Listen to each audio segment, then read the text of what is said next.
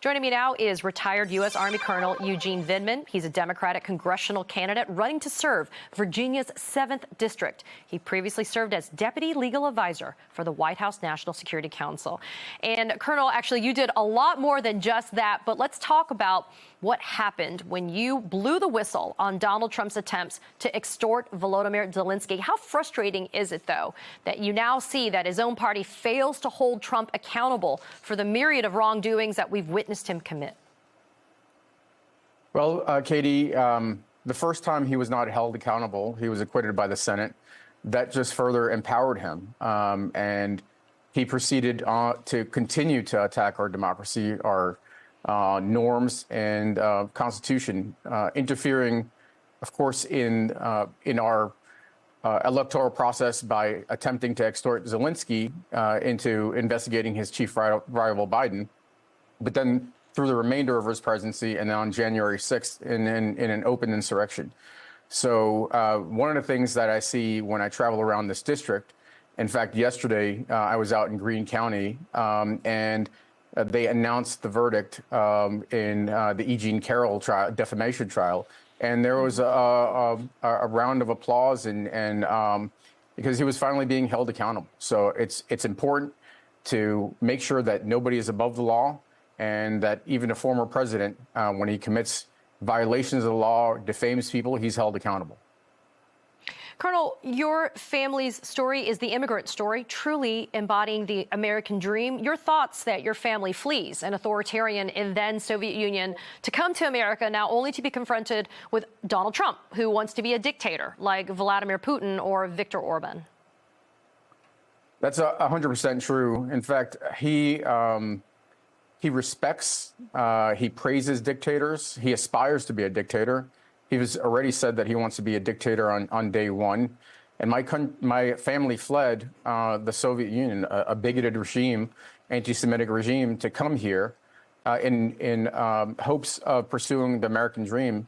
And now that dream is under threat again in 2024. We thought maybe we'd heard the last of him in 2020. He was never held accountable, and now he's going for it in 2024, largely, frankly, to avoid accountability, avoid jail time. And so when I travel around this district, and it's a rather large, diverse district, most people are concerned about preserving democracy. That's one of the main things people talk about.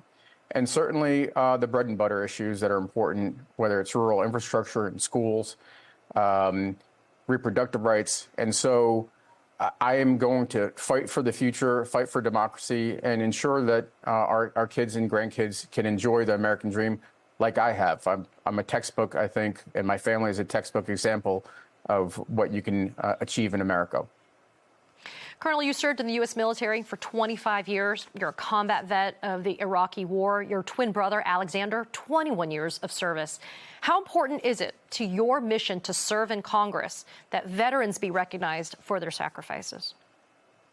Well, it's very important. In fact, Donald Trump called veterans suckers and losers. He attacked Gold Star families. It's truly disgusting. These are some of America's best. They've gone to make the ultimate sacrifice, even if they have not lost their lives. They've been wounded, like my twin brother, Alex.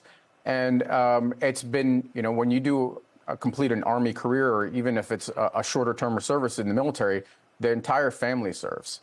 And unfortunately, what we've seen from Donald Trump is attacks on veterans as suckers and losers, and it's continued with dysfunctional Republican Party in Congress.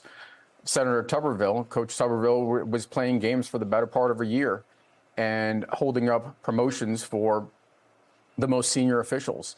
And he gained nothing other than politicizing the military further, which was a process that started with us.